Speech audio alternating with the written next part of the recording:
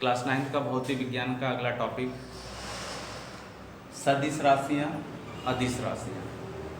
तो देखिए हमारे पास भौतिक राशियाँ जब आप हायर क्लास में जाएंगे तो उसमें भौतिक राशियाँ 7 होती हैं। उन्हीं 7 भौतिक राशियों से लेके बहुत सारे भौतिक राशियों का निर्माण होता है जिनकी मदद लेके, लेकिन उसके पहले हमें सदिश और अदिश के बारे में जानकारी लेना होगा। तो चलिए पहले हम अदिश और सदिश के बारे में पढ़ लेते हैं। देखिए पहला आपका है सदिश राशियाँ। ऐसी भौतिक राशियाँ जिन्हें व्यक्त करने के लिए परिमाण के साथ साथ दिशा की भी आवश्यकता होती है, उन्हें हम लोग भौतिक राशि कहते हैं। अब देखिए परिमाण क्या होता है। अगर किसी चीज़ को हम नापते हैं तो वह सेंटीमीटर में, मीटर में, या जैसे आपके घर से कुछ बाजार होगा, कुछ दूरी पे होगा, वह परिमाण होता है। या उसे कह सकते हैं परिमाण। या हम कोई वस्तु खरीदते हैं तो लीटर में, मतलब 5 kg हो गया, 2 लीटर हो गया, ये जो अंक हैं इसे हम लोग परिमाण कर सकते हैं। मतलब आप एक कॉन्सेप्ट कर सकते हैं कि अंक को ही परिमाण कर सकते हैं। जैसे हमारे घर से मेरा जो मार्केट है वो 3 किलोमीटर है, तो यह परिमाण है, ठीक है। और रही दिशा की बात, तो जैसे आप अपने घर में हैं और आपसे विद्यालय का डिटेल पूछा जाए तो आप बोलेंगे कि उत्तर में मेरे घर से 3 किलोमीटर दूर मेरा विद्यालय पड़ेगा। तो उस समय आपने दिशा भी बता दिया और परिमाण भी बता दिया। और आप यदि केवल ये बोल देते हैं कि नहीं मेरा जो विद्यालय है घर से केवल 3 किलोमीटर है, तो जो आपके विद्यालय को नहीं जानता वो सोचेगा 3 किलोमीटर कौन से साइड में पड़ेगा, उत्तर में, पूरब में, पश्चिम में। तब आपने उसको दिशा नहीं बताया, ठीक। यही दो चीज़ों को लेके, दिशा और परिमाण को लेके ये 2 राशियाँ तैयार की गई हैं, ठीक है। जैसे इसका एग्जाम्पल है कि वेग, बल, संवेग, त्वरण, विस्थापन आदि, यह सदिश राशि के एग्जाम्पल है। देखिए बल, अगर हम बल के बारे में आपको समझा देते हैं। जैसे मान लीजिए कि यह एक कोई बॉक्स है, आप इस पे बल लगाना चाहते हैं, बल, ठीक है। बल लगा, आपने यहाँ से इसको बल लगाया, हमने कह दिया आपने सिर्फ 5 न्यूटन का बल लगा दिया, 5 न्यूटन का बल लगा के इसको जब ऐसे ढकेलेंगे, धक्का देंगे, तो यह बल की दिशा में, जिधर आप बल लगा रहे हैं उसी की दिशा में क्या हो जाएगी, विस्थापित हो जाएगी। तब यहाँ आपने क्या बताया कि आपने परिमाण बताया कि हमने सिर्फ 5 न्यूटन का बल लगाया और यह विस्थापित होगी। जैसे आपने मान लिया कि यह 10 मीटर बल की दिशा की ओर, जिधर हमने बल लगाया उधर विस्थापित हो गई। तो देखिए इसमें आपने बल, परिमाण और दिशा दोनों बताया। दिशा कैसे बताया कि जिधर हमने बल लगाया था उसी की दिशा में वस्तु क्या हो गई, विस्थापित हो गई। तो यहाँ आपने बल और परिमाण दोनों को क्या कर दिया, डिफाइन कर दिया, ठीक है। और आप लगभग वेग, संवेग, त्वरण, विस्थापन का नाम तो सुने नहीं होंगे, आगे आएगा तो मैं वहाँ आपको समझाता रहूँगा। तो जो आप नाम सुने केवल उसी से आप एग्जाम्पल समझ लीजिए, ठीक। अब आपका दूसरा आता है अदिश राशियाँ। ऐसी भौतिक राशियाँ जिनमें केवल परिमाण होता है। ध्यान दीजिएगा, सदिश में आपने पढ़ा था परिमाण के साथ साथ दिशा भी होता है, और अदिश में आप पढ़ रहे हैं केवल और केवल क्या है, परिमाण। परिमाण का मतलब क्या बताया, अंक से 5 kilo, 4 kilo, 3 metre, 2 metre, 1 kilometre, something ऐसे, ठीक है। तो इसका एग्जाम्पल देखिए, चाल, दूरी, द्रव्यमान, आयतन, समय, दाब, कार्य आदि, ये जितने भौतिक राशि हैं ये सब अदिश है। जैसे मैं आपको अगर द्रव्यमान लेके समझाता हूँ, द्रव्यमान, ठीक है। द्रव्यमान को m से प्रदर्शित करते हैं, ठीक है। अब द्रव्यमान से अगर आप समझेंगे एग्जाम्पल को, तो आप कहेंगे कि अगर हमने थैले में या झोले में 5 kg आलू लिया हुआ है, तो उसने आप परिमाण बता दिया, दिशा उसमें हम क्या बताएंगे कि हमने आलू कौन सी दिशा में पकड़ा हुआ है, ऐसे तो बता नहीं सकते। बस थैले में हमने 5 kg आलू लिया हुआ है, आपने केवल परिमाण बता दिया, तो यह कौन सी राशि में आ गई, अदिश राशि में आ गई, ठीक है। अब देखिए जैसे समय भी आप जानते हैं, समय जैसे घड़ी आप बताते हैं कि 5 बज गए, जब 5 बज जाता है तो उसकी दिशा थोड़ी कुछ होती है कि नहीं, मतलब घड़ी का दिशा बदल गया, या 4 बज गया तो घड़ी की दिशा, घड़ी वहीं पर स्थित है, केवल परिमाण उसका चेंज हो रहा है, कभी 2 बजता है, कभी 3, कभी 4, वो अपने हिसाब से समय को परिवर्तित करते रहता है। इसलिए समय को भी हम किस में लाते हैं, अदिश राशि में ही लेके आते हैं। चलिए आपका अदिश और सदिश क्लियर हो गया। अगला आता है आपका मात्रक। मात्रक क्या होता है, देखिए किसी भौतिक राशि को व्यक्त करने के लिए एक आंकिक परिमाण की आवश्यकता होती है, जिसे हम लोग मात्रक के रूप में कह सकते हैं।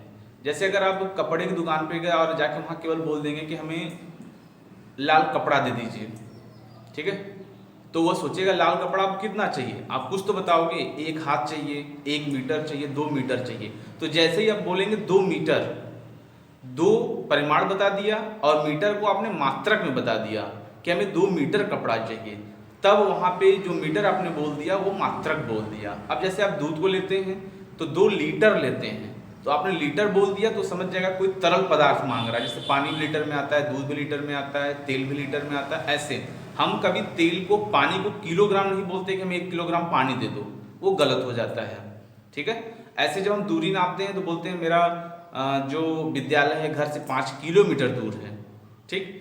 तो ये जो दूरी आप बता रहे हैं, किलोमीटर, किलोग्राम या लीटर, ये सब जितने बता रहे हैं आप, ये सब मात्रक को ही बता रहे हैं, ठीक है।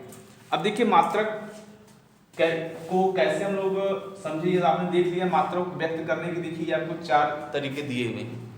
CGS, देखिए CGS का मतलब ये सबसे छोटा मात्रक होता है। C का फुल फॉर्म होता है ग्राम, C का फुल फॉर्म होता है सेंटी, G का होता है ग्राम, S का होता है सेकेंड।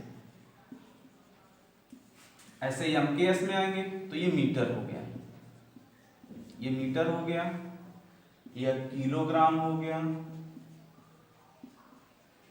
और ये सेकेंड हो गया आपका। नीचे आएंगे, ये देखिए ब्रिटिश प्रणाली है, ब्रिटिश अंग्रेजों की, ये फुट हो गया, फुट आप जानते हैं, फुट। ये आपका पाउंड हो गया, पाउंड, पाउंड वहाँ पे जैसे वजन को पाउंड में मापा जाता है, और ये सेकेंड हो गया। और SI, अब देखिए SI का मतलब आपका हो गया सिस्टम ऑफ यूनिट, ठीक है। SI जो है आपका सिस्टम ऑफ यूनिट है, ये इंटरनेशनल यूनिट इसको कह सकते हैं। क्या कह सकते हैं? International unit, system of unit, system of unit, यह इंटरनेशनल होता है। वैसे आपसे कहा जाए तो ये दोनों लगभग एक ही होते हैं, ये MKS और SI, ये दोनों एक ही होते हैं। जैसे एग्जांपल मैं दे रहा हूँ, अगर आपसे बोल दिया गया कि दूरी का मात्रक, दूरी, ठीक है, दूरी हम किस में नापते हैं? जैसे यहाँ से वहाँ तक की दूरी मीटर में, सेंटीमीटर में, किलोमीटर में नाप सकते हैं, फुट में भी नापते हैं। तो जैसे आपको बोला गया आप CGS में बताओ दूरी का मात्रक, तब आप सेंटीमीटर बोल देंगे। MKS बताइए तब आप मीटर बोल देंगे। FES बताइए तो आप फुट बोल देंगे कि फुट में नाप देंगे हम। SI में बोलेंगे तो SI का अगर आपका जब नंबर आएगा तो ये MKS वाला ही बोलेंगे। ये MKS में क्या था? मीटर था, तब आप मीटर ही बोलेंगे। तो ये आपका मात्रक हुआ अनेकों, 1 2 3 4, इसमें आप 4 हमने आपको बताया, फुल फॉर्म भी समझा दिया और कैसे मात्रक लिखना उसको बताया। अभी तो आपको आगे बहुत सारे मात्रक मिलेंगे, वहाँ पे पूरा मैं आपका क्लियर करा दूंगा। अब हम चलिए अगला पढ़ते हैं। अगला हम लोग का टॉपिक है दूरी तथा विस्थापन। देखिए दूरी क्या होता है, पहले हम लोग समझ लेते हैं दूरी क्या है। एकांक समय अंतराल में वस्तु द्वारा तय किए गए मार्ग की लंबाई को दूरी कहते हैं। जैसे आप अपने घर से निकलते हैं और बाजार तक जाते हैं, फिर बाजार से अपने घर तक आते हैं, तो ये जो आप पथ की लंबाई चले हैं, अगर आप इनको जोड़ देंगे तभी आपका दूरी होगा। जैसे आपने कहा कि हम बाजार अपने घर से 2 किलोमीटर गए, फिर 2 किलोमीटर आए भी, तो उस समय आपका दूरी क्या हो गया? 2 जाना और 2 आना मिला के 4 किलोमीटर हो गया, ठीक है। लेकिन एक वर्ड इसमें जो लिखा है एकांक समय अंतराल में, एकांक समय अंतराल का देखिए, चूंकि यह भौतिक विज्ञान हम पढ़ रहे हैं, फिजिक्स पढ़ रहे हैं, तो हर चीज़ एक सिस्टम से बताया जाता है। जैसे एकांक समय अंतराल का मतलब हो गया कि आप 1 मिनट, 1 घंटा, 1 सेकेंड, जो भी आपको समय दिया जाएगा उसके अंतर्गत आपको ये काम करना है। तो एकांक समय अंतराल के यहाँ कभी कभी परिभाषा में दिए रहते हैं किसी दिए गए समय में, तो समय आपको दिया रहेगा, आप 1 घंटे में वापस आ जाओ, तो आप बताओगे 1 घंटे में यहाँ गए, इतनी दूरी गए, फिर आए, सब जोड़ के बता देंगे, ठीक है। ये आपका दूरी हो जाएगा। अभी और मैं इसको डिटेल करता हूँ दोनों परिभाषा बताने के बाद। अब देखिए दूरी कौन सी राशि है? अदिश राशि है, मात्रक क्या होता है, मीटर होता है। अब देखिए दूरी हमेशा धनात्मक होती है, दूरी हमेशा क्या होती है, धनात्मक होती है। दूरी कभी जीरो नहीं हो सकती। जैसे आप कह देंगे कि हम यहाँ से निकले और मार्केट गए, मार्केट से अपने घर आए, तो हम कुछ दूरी ही नहीं चले, कैसे हो सकता है। अगर आप चले होंगे, एक कदम दो कदम चले होंगे, तो यानी आपने दूरी जरूर तय कर लिया। वह माइनस नहीं होगा, ना तो जीरो होगा, केवल प्लस में ही होगा। ठीक, अब विस्थापन की बात करते हैं। वस्तु की प्रारंभिक तथा अंतिम स्थिति के बीच की न्यूनतम दूरी को वस्तु का विस्थापन कहते हैं। यह भी अदिश राशि और मात्रक मीटर होता है। हाँ, विस्थापन की विशेषता यह होती है कि यह प्लस भी होता है, माइनस भी होता है और जीरो भी हो सकता है। यह तीनों हो सकता है। मैं आपको समझाऊंगा ये कैसे पॉसिबल है। ध्यान से आप देखिएगा, फिर समझिएगा दूरी और विस्थापन। एग्जाम्पल देखिए, जैसे यह पॉइंट ए है और ये पॉइंट बी है। हमने कह दिया है कि यहां से यहां तक की दूरी 10 मीटर है। क्लियर हुआ? ठीक, अब आपने ए से बी गए और फिर बी से ए। चलिए बताइए, पहले आप क्या किए, ए से बी गए, कितना मीटर गए, 10 मीटर गए। फिर आप बी से ए आ गए, फिर कितना वापस आ गए, 10। तो टोटल दूरी आपने कितना चला, 20 मीटर चला।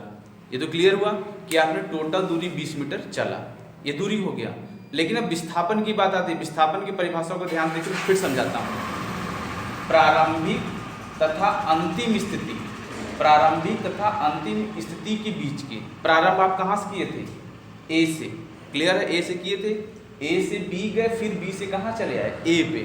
तो इसका मतलब आप ये कह सकते हैं कि हम ए से चले थे और ए पर ही वापस आ गए। तो अगर मैं आपसे पूछूं कि आप अपने घर से बाजार गए, फिर बाजार से अपने घर आ गए, तो आप घर से चले थे, फिर घर पे आ गए, उसी पोजीशन पे आ गए। दूरी तो आपकी 2 मीटर गए, 2 मीटर आए, 4 हो गया, किलोमीटर या मीटर जो समझ लीजिए।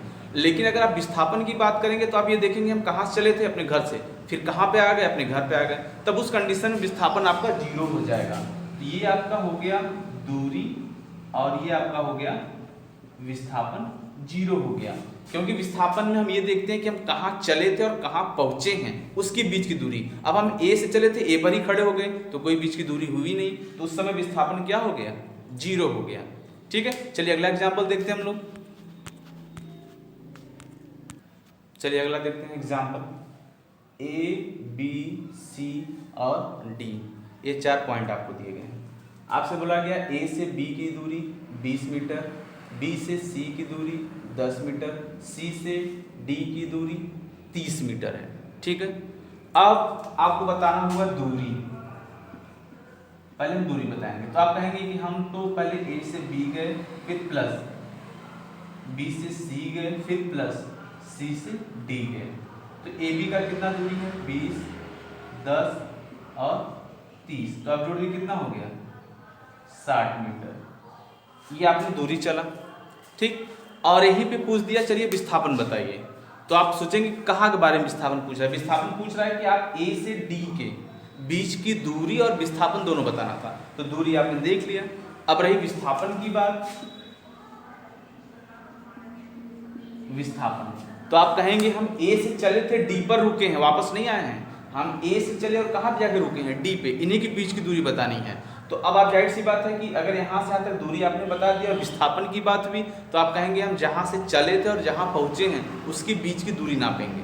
तो आप उसके बीच की जब दूरी फिर नापेंगे तो आपको फिर वही नंबर मिल जाएगा, 20 + 10 + 30 मिला कितना हो गया, 60 मीटर हो गया। ठीक है, तो इस कंडीशन में दूरी और विस्थापन आपका क्या हो गया, सेम हो गया। जैसे आपसे मैं बोल दूं कि आप घर से मार्केट गए 2 किलोमीटर और मार्केट से नहीं आए, तब आपसे पूछा जाएगा दूरी और विस्थापन, तो कहेंगे घर से मार्केट 2 किलोमीटर और विस्थापन भी 2 किलोमीटर, क्योंकि वापस नहीं आए हैं। अब जब वापस आ जाएंगे अपने घर तब दूरी 4 किलोमीटर और विस्थापन 0 हो जाएगा। ठीक, एक नेक्स्ट एग्जाम्पल से और समझ लेते हैं, देखते हैं क्या है ये।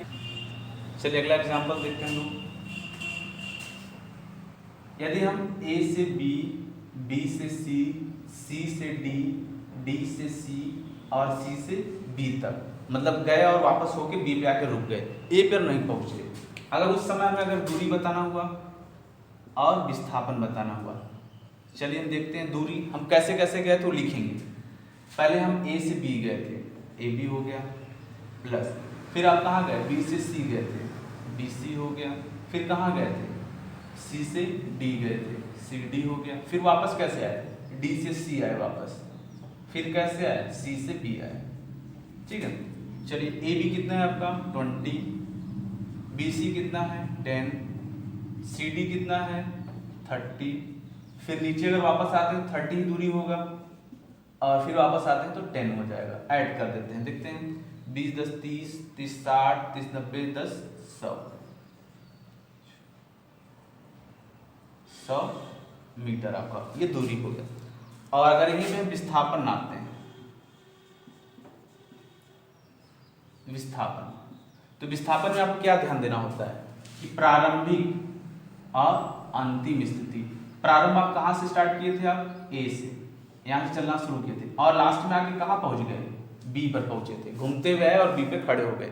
तो आप देख रहे हैं कि यह प्रारंभिक और यह अंतिम, इसके और इसके बीच की दूरी जो होगी वह विस्थापन कही जाएगी। तो अगर विस्थापन की बात है तो ए बी आपकी ओर विस्थापन करेंगे। क्यों बोलेंगे, क्योंकि आपने ए से प्रारंभ किया था और बी पर ही आके ऐसे वापस आके फिर यहाँ पे देखा बी पर रुक गए, इसकी बीच दूरी कितनी हो गई 20 मीटर। ठीक है, ये आपका हो गया विस्थापन। अब इसके बाद तो न्यूमेरिकल हम आपको कल और समझाएंगे, पहले आप इतना तैयार करिए और ध्यान से पढ़िए। जो भी डाउट हो आप मैसेज कर क्वेश्चन को पूछ सकते हैं। धन्यवाद।